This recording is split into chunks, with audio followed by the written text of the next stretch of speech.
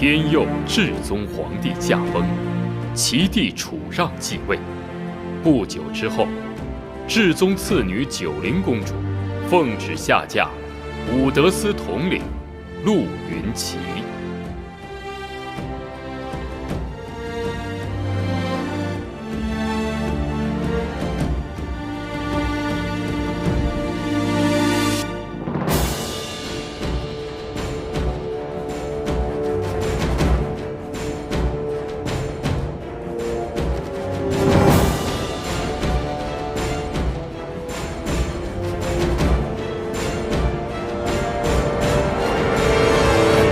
参见陛下，吾皇万岁万岁万万岁！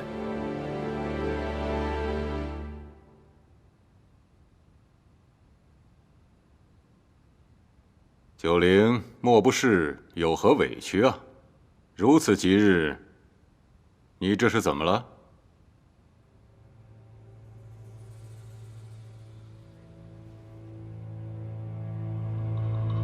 楚让，你为何要害我父皇？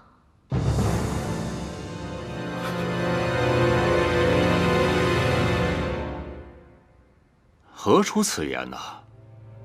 我已经查明了真相，我父皇驾崩是因为惨遭你的毒手，手足相见，你真的好很多。太医院早有定论，皇兄归天乃是旧疾复发，你莫不是听到什么流言了？我父皇驾崩当日，你是不是去过御书房？你走了之后，我父皇他是不是因为旧疾复发不治归天？可是他的脖子上为什么会有相公的勒痕？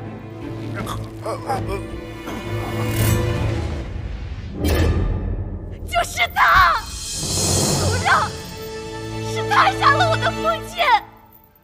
你是受何人挑唆了吧？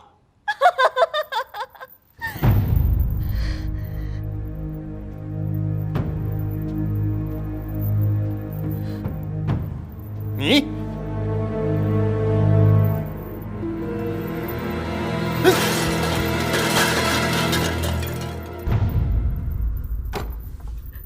是你杀了我父皇。是。你要如何呀？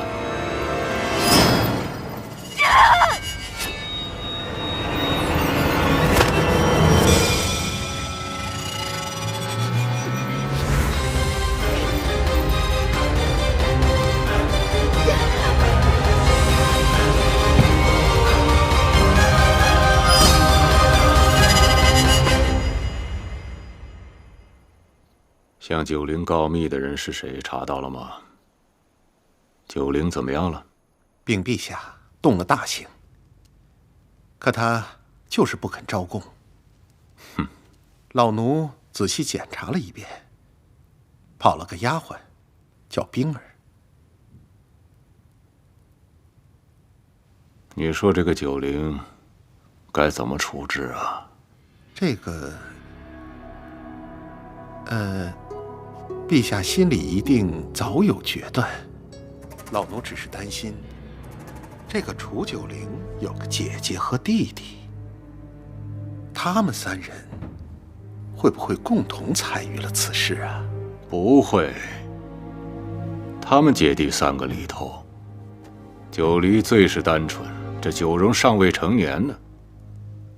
只有这个九龄，冰雪聪明，心思缜密，最得我那个皇兄的宠爱。老奴斗胆，既是冰雪聪明，那为何还会赐嫁？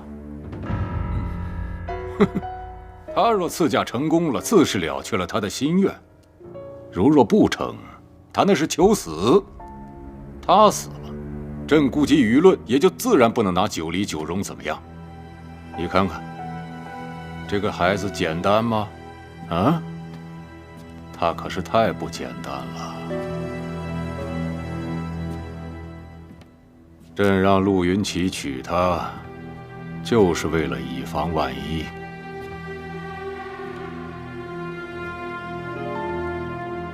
既然他不说，那就没必要再问了。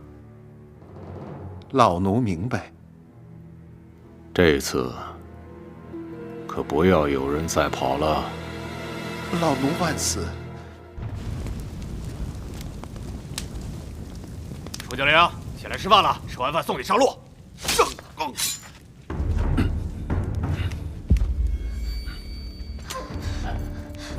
父亲，外面狱卒迷晕了，咱们得快。好。九龄，九龄，九龄，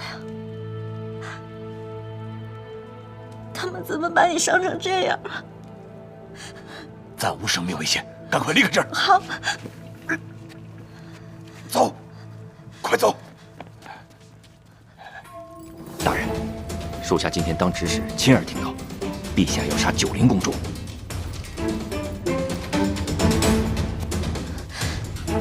父亲，快些走！来，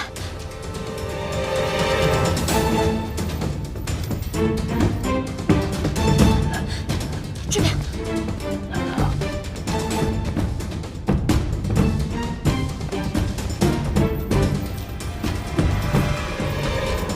等等，父亲，伍德斯的人发现九龄不见，一定会搜查整个京城，到时候我们谁也逃不了。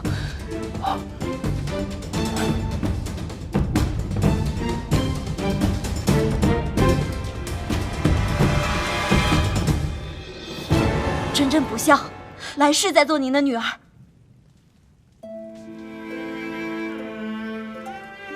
九龄，我们随父亲学艺数载，早已是一家人。先皇对君家恩重如山，如今能有机会报恩，是我君家之幸。你要替我好好活下去。遭罪了！子良，快！拿水，快救火！是大人！快！快点，快救火！快点！小梁，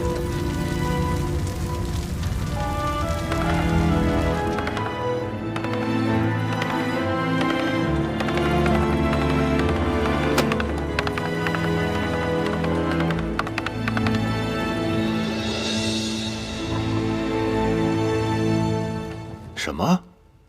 九龄葬身大火？臣赶到的时候，已经来迟一步。那关押之处如何会走了水啊？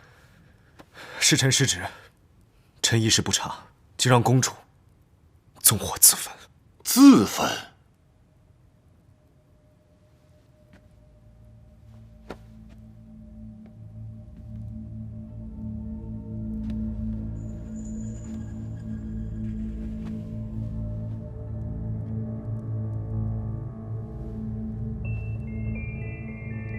九龄是朕最喜爱的一个侄女儿，打小就乖巧懂事。后来在宫外养了多年，却变得性格骄纵，竟然要行刺朕。既然人已经不在了，朕不会罪及他人，继续追究了。谢陛下圣恩。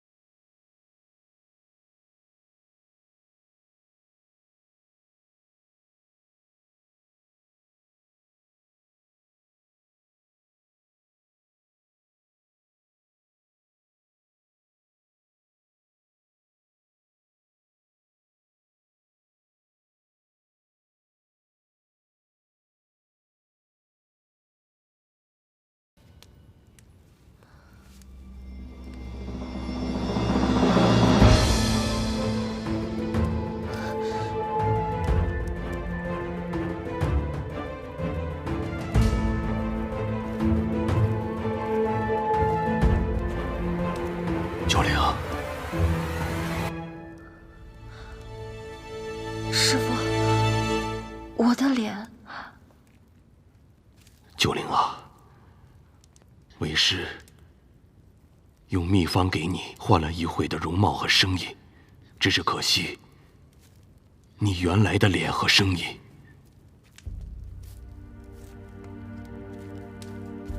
师父，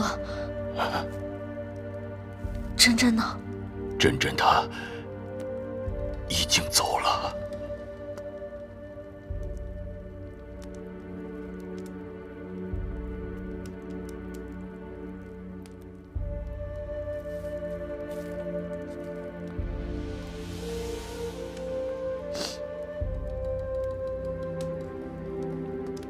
只有珍珍替你留在狱中，在纵火掩盖此事，楚让才会相信你已经死了。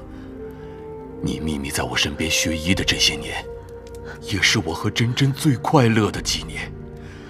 先皇对我有恩如天，你落难了，我和珍珍岂会袖手旁观？九灵，我们君家是自愿报恩的。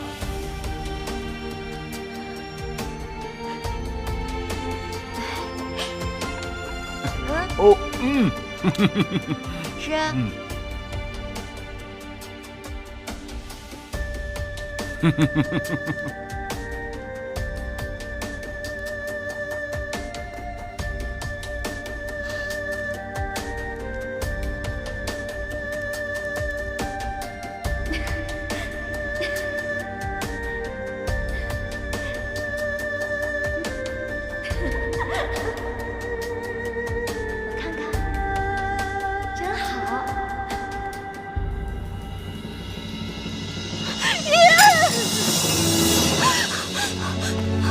我要去找珍珍，我要去找珍珍，你让我去找珍珍。九灵，你要好好活着，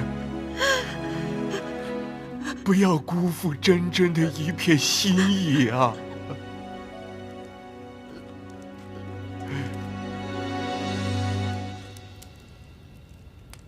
父皇驾崩，我们姐弟三人就成了楚让的眼中钉。我答应嫁给陆云奇，也是为了让他放下戒心。就算我入宫行刺失败，他也不会再对他们动手。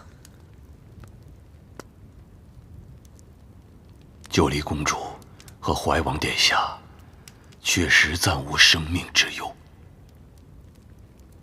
事到如今，将你的容貌变成珍珍的样子，是不得已而为之，可也是不幸中的万幸。从今往后，再也没有人能将你和天佑的九灵公主联系在一起了。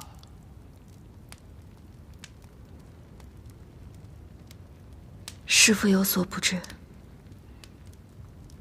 父皇的贴身侍女曾经告诉我，父皇是惨死在楚让手中。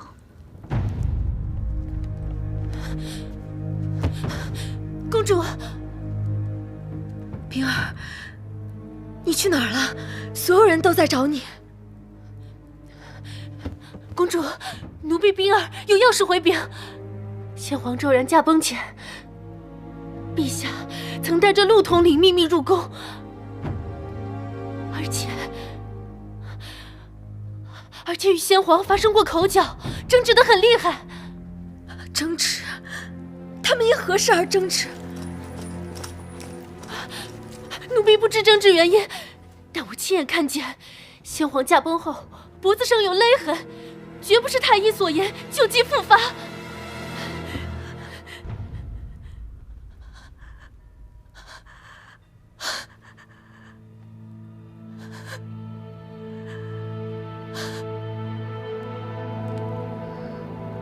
师父，我不甘心。孩子，老天自有公道，但你要活下去才能讨回公道。你的命定要好好珍惜。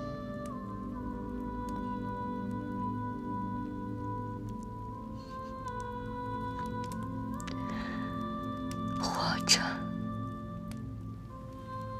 对，活着。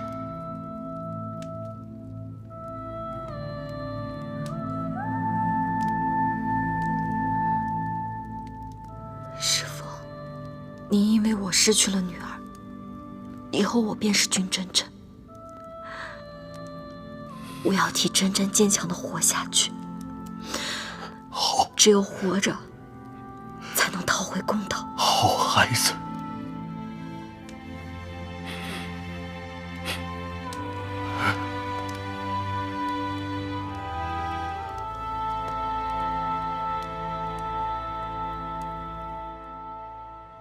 师父，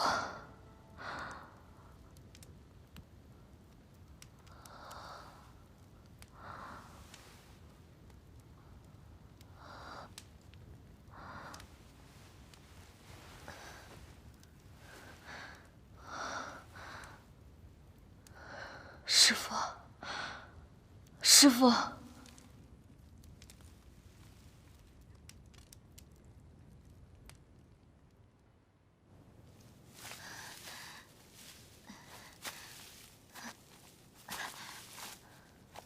师父。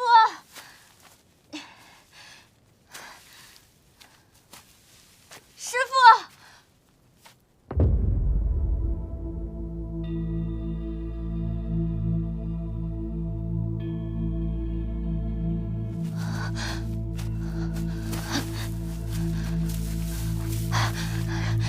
师父，师父，师父，师父，师父。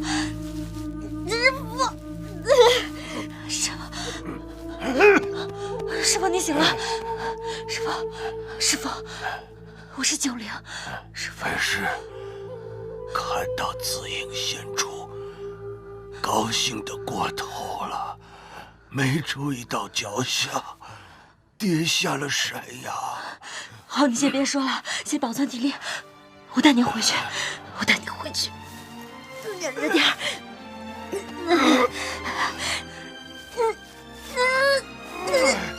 九灵，师父，没用的。来人！九灵，来人！九灵，这是我们君家祖传的玉佩，你拿好了。你记住，以后你不再是楚九灵，你就是君真真。我不，我谁也不是，我只要师父活着，你听到了吗？师父，如今有件事必须交代于你。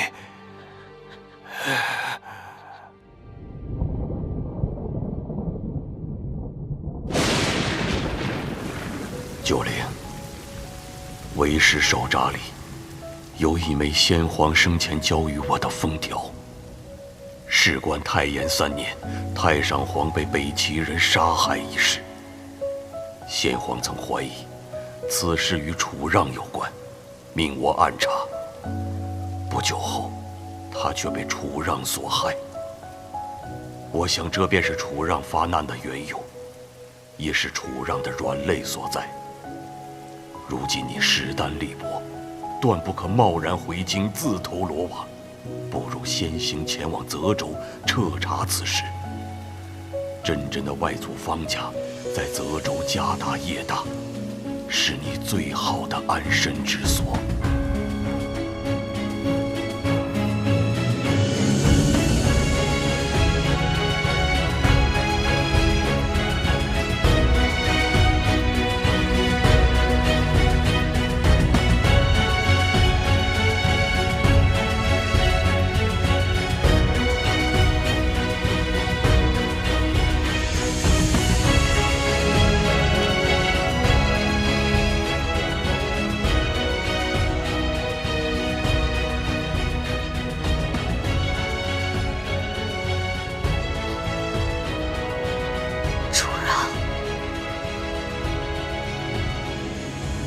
切我一定会替父皇讨回来，让真相大白于天下。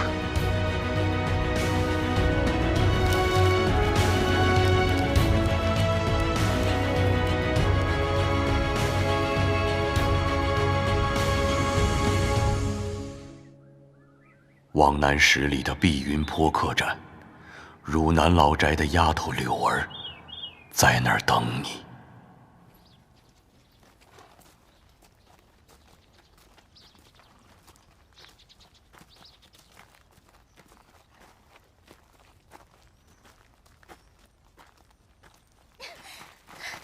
放开我！光天化日的，你们要干什么？干什么？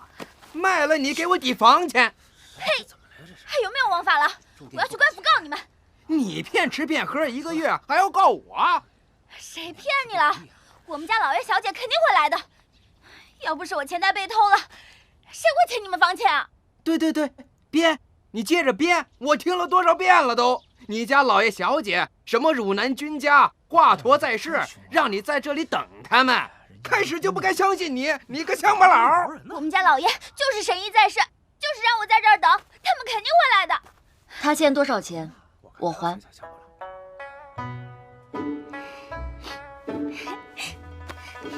小姐，我总算等到你了。这么多年没见，你长得越发的好看了。从老宅跟出来的那些人都不愿意等了，他们抢了我的钱袋跑了。现在好了，我跟你在一起，就没有人能欺负我们了。柳儿不哭，你这些日子辛苦了。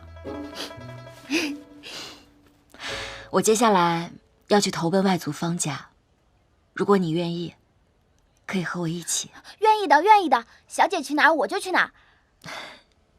只是，那方家是商户之家，我怕您去了泽州之后会觉得委屈。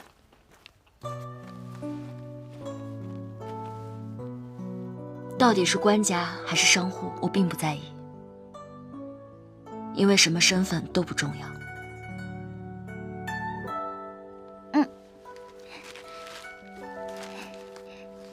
你快吃吧，我不饿。多吃点儿，吃完我们动身去泽州。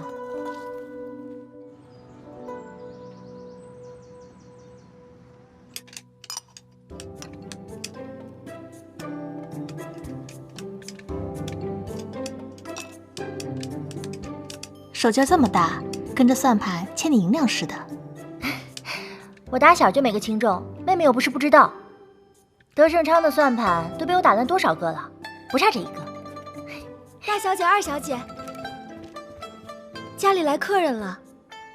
咱们家什么时候客人断过？你慌里慌张的做什么？说是老夫人的外孙女。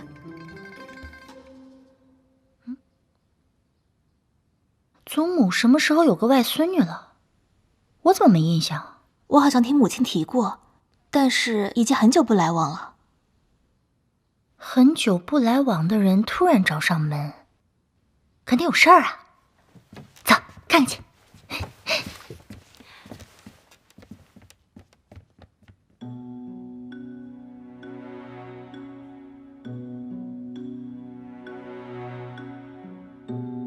你是玉贤的女儿，君真真。是，祖母。走近些。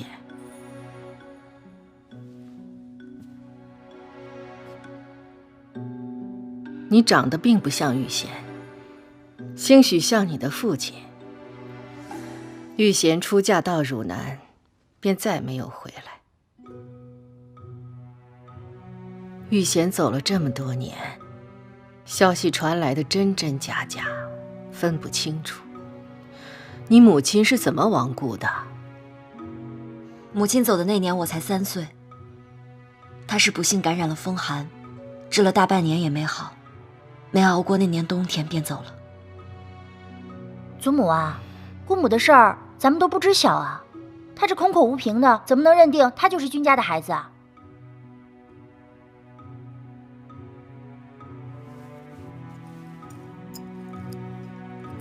祖母，这是君家祖传的玉佩。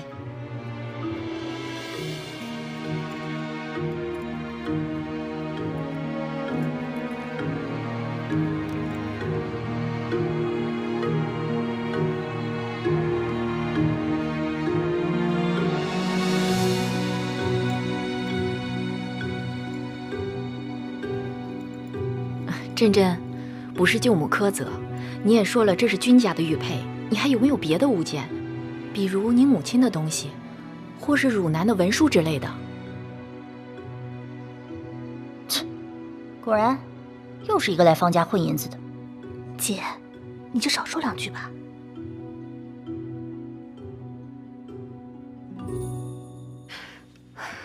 母亲，不如这样吧，先让珍珍住下。我们再差人去汝南打听，假的真不了，真的也假不了。若是这样对峙下去，怕是会寒了孩子的心啊。那就先住下吧。锦绣，你派人到西阁的院子打扫打扫。你们大家也都下去吧，我再跟他聊聊。是。玉贤离家的时候什么都没带，就带了一个镯子，那是我传给他的。他很喜欢这个镯子，出嫁前他经常开玩笑说要把这镯子留给他孩子。这镯子他留给你了吗？母亲走的时候，父亲难过不已。那只镯子给母亲陪葬了。你还记得那是一个什么镯子吗？老夫人的首饰多为翡翠，想必她是偏爱翡翠的。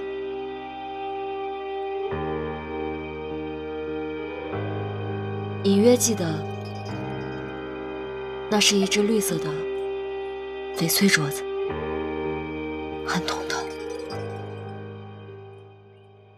西阁的院子也收拾好了，芍药，带他过去吧。谢祖母。是。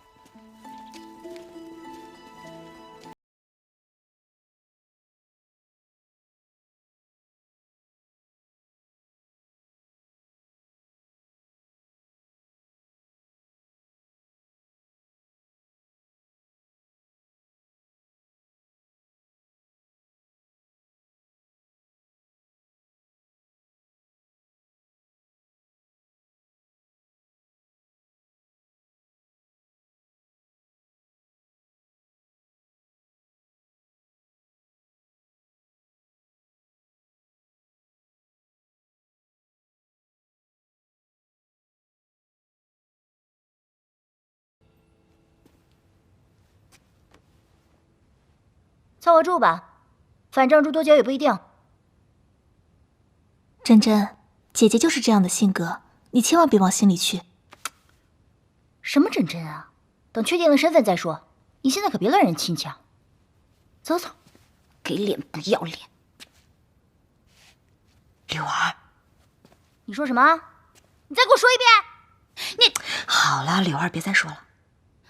小姐喊她一声姐姐，自己偷着乐就是了。谁愿意认你们这门亲戚？好没规矩啊！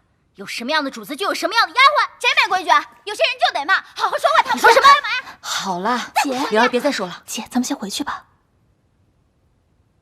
姐姐默契是真正教导无方。我们先走了，走吧。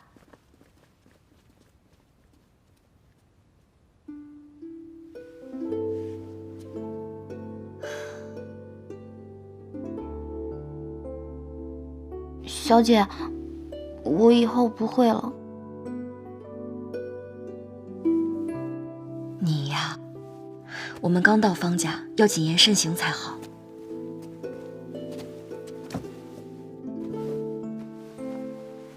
有些人呢，说话难听，不见得不是好心；有些人说话好听啊，也不代表他没有坏心。什么难听好心？好心又不分，小姐，你把我给绕晕了。你渴了吧？我给你找杯水喝。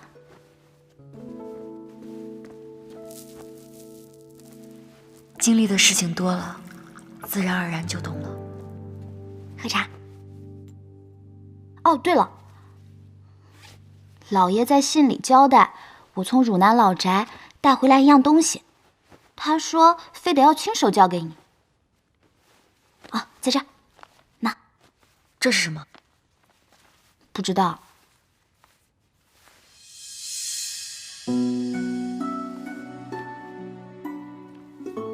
这写的什么呀？如此重要。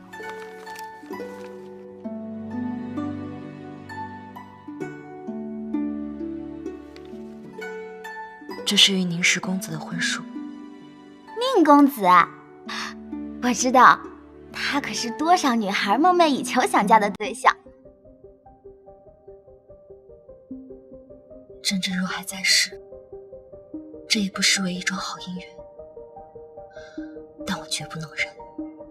小姐，你不用害羞，咱们全府上下谁不知道这是一门好亲事啊？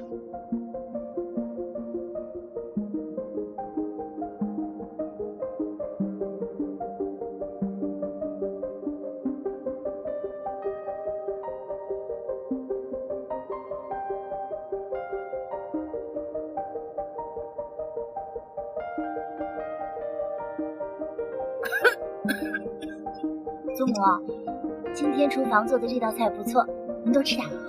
祖母若是今日咳嗽呢，就少吃些油腻的，多吃清淡一些比较好。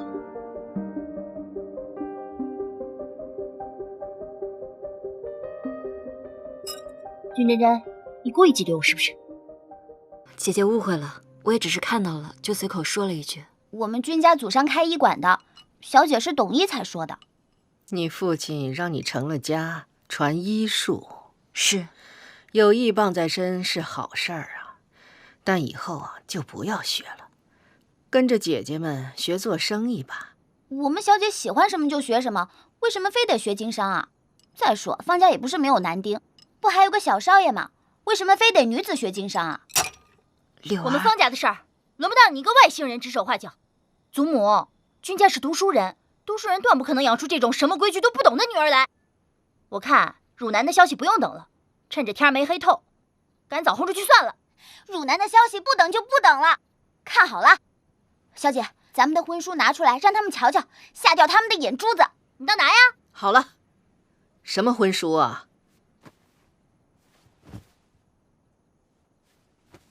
你倒是拿呀！怎么，人是冒牌的，婚书也是冒牌的？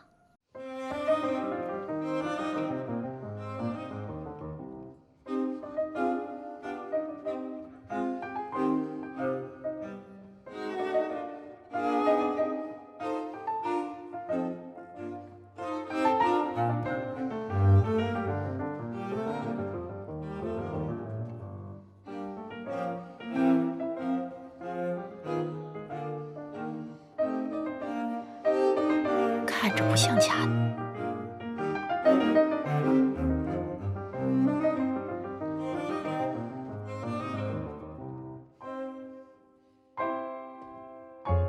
你跟宁家定了亲？是。早就该把婚书拿出来，免得让家人误会。家中变故不如从前，这婚约也是以前定下的，不知现在还作不作数，算不得什么证据吧？你也太小看宁家了。宁十公子素有清贵美誉，做人有信。既然是双方长辈定下的婚约，人走了，婚约还在。改日我带你到他家走动走动，认识认识。祖母，不用这么快吧？就这么定了，吃饭吧。真真，你尝尝这糟煎白鱼，是泽州的特色菜，在别的地方尝不到的。谢谢祖母。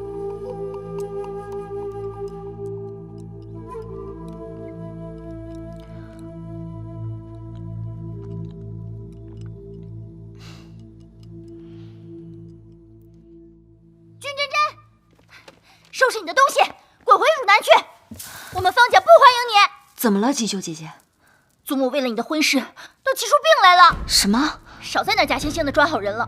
昨晚是不是你去祖母屋里，催着她今天去宁家了？我是去了祖，你不用解释，没人想听。为了你这门破婚事，祖母被宁家的那对母女嘲讽得心口疼，回来差点晕过去。你要是还要脸，现在就给我收拾东西，马上滚蛋！快点换水！你别进去，你还想把祖母气成什么样啊？瞧完了吗？瞧完了赶紧走，别再眨眼。大夫，如何了？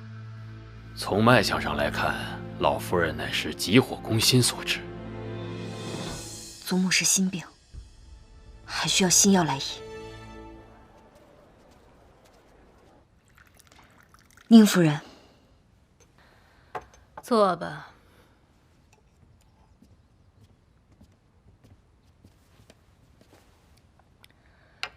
你们家老太君上午已经来过了，你来可还是为了此事啊？正是。灵儿，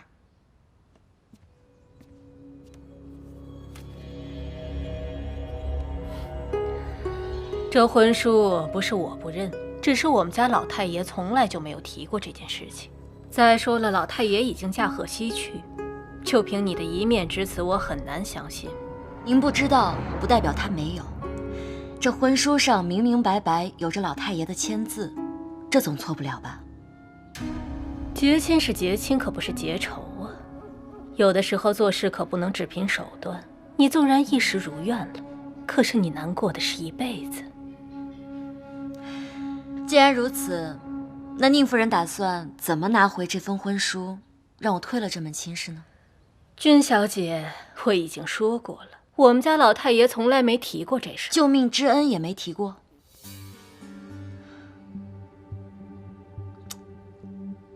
宁老太爷不该是这样的人呢。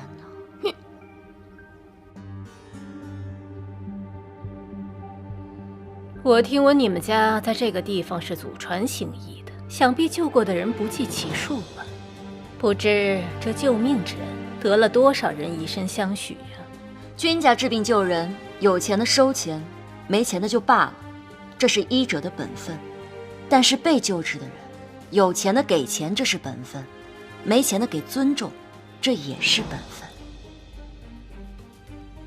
是，该给钱的给钱，该收钱的收钱。可是人家子女的婚姻大事可不是你要挟的筹码，这可是一个人一辈子的命。可宁老太爷没给钱。你胡说！我祖父才不是这样的人。哎，当初宁老太爷说回家拿钱，但是我祖父再三不肯。但是宁老太爷又碍不住面子，不想欠人情，于是当下定下这门亲事。宁夫人，这门亲事你若认，它便是婚书；你若不认，它便是欠条。你什么意思啊？你们给了这治病救人的钱，这婚书便收回去，大家两不相欠。母亲，把钱给他，打发他，让他快滚。好了，你出去吧。母亲，出去。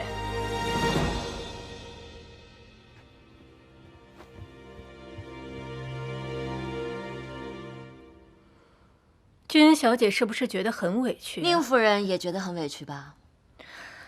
是啊，我这做母亲的耗费心血如珍宝般养大的儿子，突然之间被恶狗咬了一口，这个牲畜还不知人情，我是打不得骂不得，我打了骂了反倒说我不大度，我真是委屈又心疼啊。但是作为一个母亲，我遇到这种事情我也就忍了，可是子女遇到这种事情我忍不得。君小姐，这桩婚事对你来说是一跃龙门得富贵人生，我们宁家乐善好施，可是扶持你的命运这件事情，我是觉得委屈又恶心。宁夫人，乐善好施也是君家祖传的本分，不管是路边的乞丐还是上门的灾民，我们从来都是治病救人，不图回报。当初宁老太爷要是说一句没钱就罢了，可是定下这婚书，如今给我们置于恶人之地，我们也觉得既委屈又恶心。有些事是会变的，但有些事是不会变的，比如说人的命。有的人生下来就是个贱命，不是攀上别人就能变成富贵命的。我记得宁家当初第一个功名也是买的吧？你怎么知道？花钱买通了上上下下，攀上了辅学大人，对吗？宁夫人不必慌张，我不会去传播你们的发家史。只是我想告诉你，这世间很多事确实可以花钱办到。当初宁家花钱买下功名，摆脱了这贱民之命，那如今花钱买下这婚书，摆脱贱民之命，不是一个道理？况且2000两足矣。君小姐算得够清楚啊！夫人谬赞了，这生意合算。去，拿2000两来。慢着，2000两是刚才的价，现在变了，5000两。